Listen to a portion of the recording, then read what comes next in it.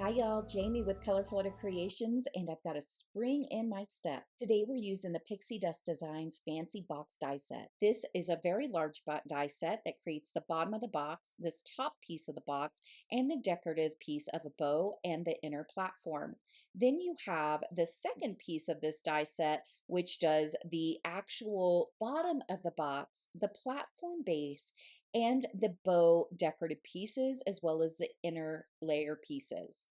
I'm going to couple this with the My Bestie die set as well, using the sentiment, the teapot, and the teacup. We are going to start off with a lot of die cutting. So I have dual-sided cardstock. It's a lime green on one side, a darker green on the other side, and that little circle that popped out from the base platform die, keep that. We're going to be using that a little bit later in this video. So just run everything through your die cutting machine to cut out all of the base layers of the box. I'm also using double-sided paper for cutting out all of the inner layers. These are the decorative layers for the box. This pattern paper that is double-sided, I'm also using the other side for the teapot and parts of the bow that we will die cut. This pattern paper, I believe, is from Simple Stories. I'm not quite sure what collection it is, as I got it at a crafty thrift store, and it was just kind of all bundled together as a scrap pack. So I'm not exactly sure what collection it is. I then used the No Bunny Like You die set by Pixie Dust Designs and just that grass piece. And then I'm going to couple this with the flowers that are the mini flowers die set from scrapbook.com. I end up using a metallic purple for the base of the bow. These are going to be the main bow loops, and then the pattern paper for the rest. You can see where I've laid the flower pieces that are those decorative pieces, and I'm just going to use some liquid adhesive to put those in each of the sections. Now, when you're doing this, there are deboss lines where you will actually fold those flaps, so don't accidentally put glue on any of those pieces, but these layered elements go right in the center, and you're going to have a really thin kind of border around it. So just kind of keep that in mind. Just try and center it the best you can. You guys know I don't center or do anything straight. We can then begin folding our box. So I just started by taking all of the flaps and folding them back, or what is going to be towards the inside of the box. Remember, the layered elements are going to be the outside of your box. So I started doing that just so I already knew where the creases were, and I didn't, use a bone folder or anything. It really folded really nicely. I didn't feel I needed to do anything extremely like creased. I used a decent weight cardstock when die cutting, but not anything too thick. So if you're using a thicker cardstock, you may want to use a bone folder to really crease those flaps. And then as you saw, I kind of just were folding them into the shape that I know that they will need to be in, which is, of course, a box. And the piece I have in my hand is the very bottom piece for our box. And so as we kind of bring the box together, this is the bottom part, we have this flap. And we are not going to tuck that or touch that in any way other than to get this bottom piece in. We're really going to adhere this with liquid adhesive on the little flaps. That's how we are initially going to get this to stick. So I'm going to kind of show you a little bit here of how it goes on, if my fumbly fingers will allow. So you want to put it in with the little groove at the bottom, like I'm showing here. And then you're going to want to make sure that the flaps that we put the liquid adhesive on are really flush to the actual bottom piece of the box. So you can see it a little bit better here where I'm really trying to make those even. I do have to like get some tweezers to kind of hold that because I wanted the wiggle room that liquid adhesive would give, but it does have a longer drying time, a little bit. And to get it really secure, I wanted to make sure that I could hold it tightly while I did one side and then the other. I had to take it apart a little bit because it started to stick and it wasn't flush. So that was somewhat of a piece of what I had to do. And as you see, I'm still fumbling with this. So this part was a little fumbly for me, but in the end, it's not really that difficult. I make sure it's all flush, and then there is our box, and we have that flap that is still not touched. The flat nose spaceship piece here, which is the top of the box, I'm putting double-sided adhesive onto the little flaps that are actually going to help us make sure it's the top of the box. So when it folds in, it will stick to that. I decided to use the double-sided adhesive because I didn't really need the wiggle room with this piece. I'm able to kind of bend the flap and then bend the big square flap and just get the edges really like shirred up before I kind of press it together. So it was a little bit easier on this one than it was for the other two small flaps. I still took my bone folder and really burnished those little edges down though to make sure it was really stuck. And now we can actually tuck the bottom box flap in. So it looks a little wonky, but it all works out. And again, it this kind of the inside piece of this gets covered up. So while it looks like I'm kind of bending things a lot, it really isn't. And you'll see that. It kind of allows you to lay it flat, and there you can see that tucked little piece that goes down nicely, and then there's the bottom of the box with that flap tucked in, and then you don't even have to do any adhesive or anything like that. And then the lid will go on to the bottom of the box like this, but we are not going to mess with that flap yet. I decided I wanted to get the inside of my box really situated and decorated, so I'm taking the platform base, that's what I'm calling it, a platform base. I'm folding in all four of those sides. And then I was going to put liquid adhesive onto the actual flaps. So I kind of start that, but then I thought better of it. It's actually easier to put the liquid adhesive on the inside of the box first. And this way you're not having to scrape the sides of your platform base sides, those little flaps that may have glue on them, and accidentally run glue down the sides of your box. So it really was simple. It was easier to kind of push it in. Yes, I got some glue on my fingers when I'm making sure that those flaps are really flush against the side of the bottom of my box. But you know what? It's really not going to go anywhere either because it fits kind of snugly into the box. I then take the grass pieces that I cut out, and I'm lining that. I'm putting liquid adhesive, and then I'm lining that around the center of the circle that was cut out of the platform base. So it just creates this nice little grassy ring, and then we're going to be able to use that to put our flowers. Isn't that look nice? I love that. Now, the flowers I did out of all white cardstock. So I'm starting off with the Shadow Creek green color, and I'm just putting that all over the stems of my flowers. I'm not doing any dual tones because we have that grassy ring. These aren't really going to be that noticeable anyway, so the blending isn't really that important. I just didn't want, of course, the cardstock to be white. I then take the sand dune color, which is kind of this brownish color, and I do some of what are the flower centers out of that. And then I take the golden honeycomb color and I go ahead and I do the other flower centers. I then do the main flower pieces, I should say, with the warm sunshine, Caribbean sky, rose quartz, puffy heart, and hydrangea colors. So I've got a good tone of purple and blue and pink and yellow to kind of, make it a fun, colorful bouquet. With all of the ink blending done, I can start assembling my little flowers here. So, of course, I'm starting off with just a little bit of liquid adhesive and working on the little mini flowers and putting those centers on. So I was figuring out that there are two different layers to this one flower and wanted to make sure I was actually putting the center in first as it should be. So I was kind of testing that out. So if you have these, definitely get your center of this flower shape in first, and then you put that layering piece over, and then that's what makes it look very dimensional of this. I don't know if it's supposed to be like a buttercup or what exactly it is, but whatever this flower is. It wouldn't be a craft session with me if I didn't misplace something, right? So, of course, with little pieces, what did I do? I misplaced one of the centers of this flower. So I had one, but then not the other. Go figure.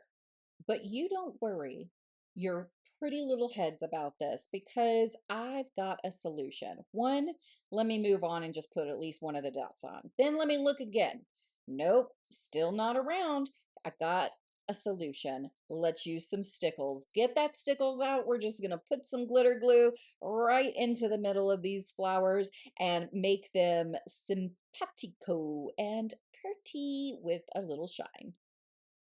Once I have all of my flowers done, I need to just put the stems onto the back. So just a little bit of liquid adhesive onto the back of the flower, and then I put the stem piece on. And then as you can see, I let it dry with the front of the flower face down.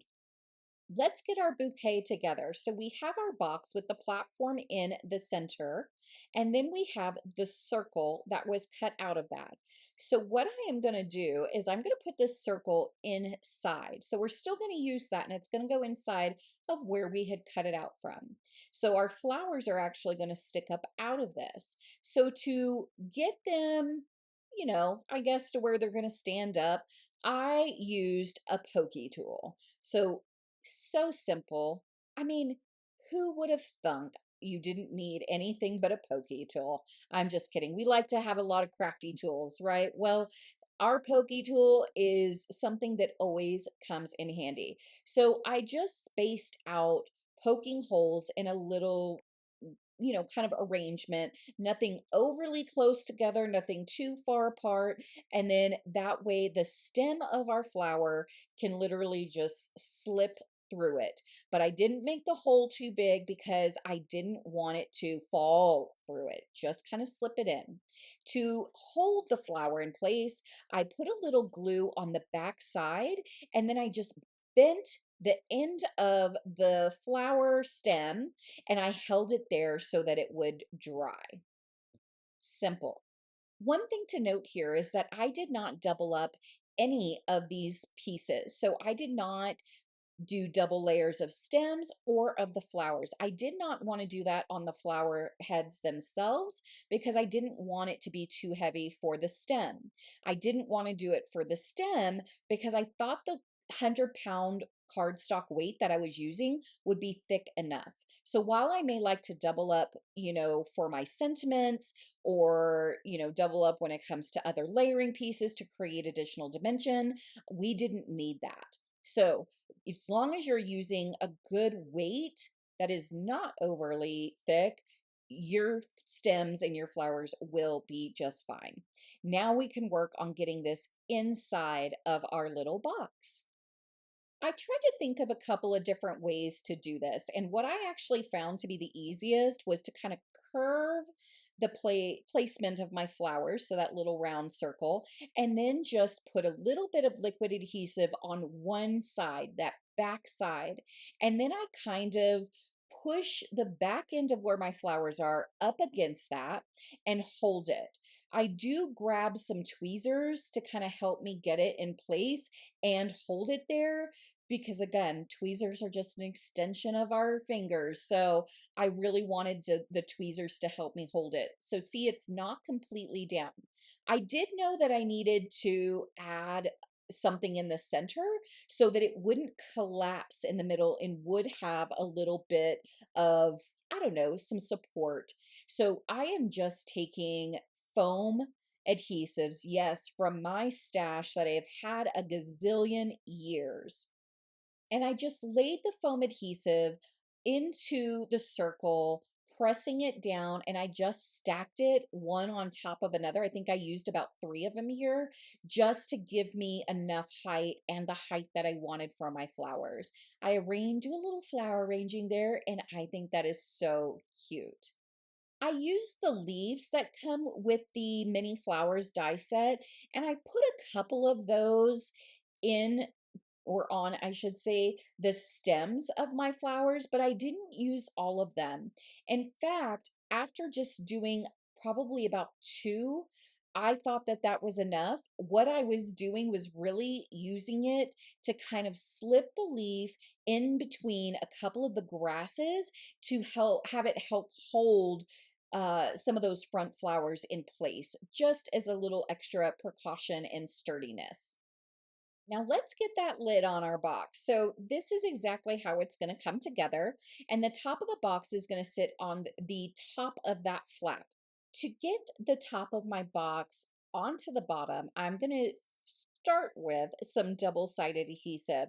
And this way I knew that it was going to be really, really secure when everything kind of came together.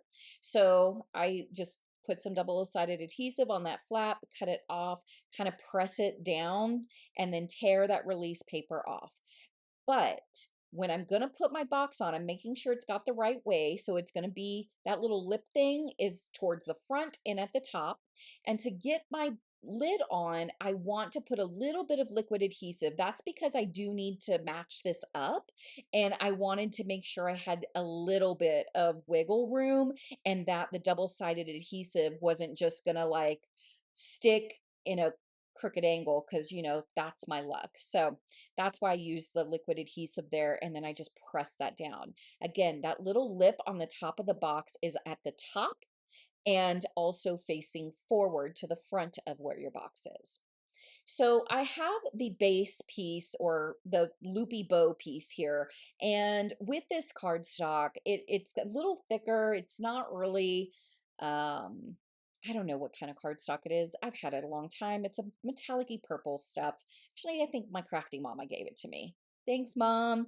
Anyway, I have this and so I was curling it. And then while I was curling it, I went, oh my gosh, I need to ink the inside of this bow because otherwise all of that white is going to show and that's not what I wanted. So I pulled out my ultraviolet Altenew ink, my waffle flower, shader blending brush, and I'm just doing a very rough, as per usual, ink blend on the inside of this bow.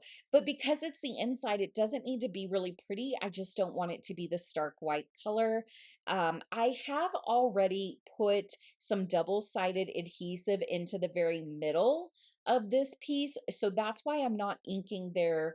And it doesn't need to be inked there because everything is going to come together anyway. I did a little bit of inking around the edge of this bow, just kind of those tail end pieces and stuff. I wanted to just give it a little bit of more dimension and contrast. And then that way it also brings that color onto these, you know, decorative elements of our bow that will then kind of match the inside shadow piece of the main bow element, the loopy bow element. This piece right here. As mentioned, I already put some double-sided adhesive into the center of this bow element.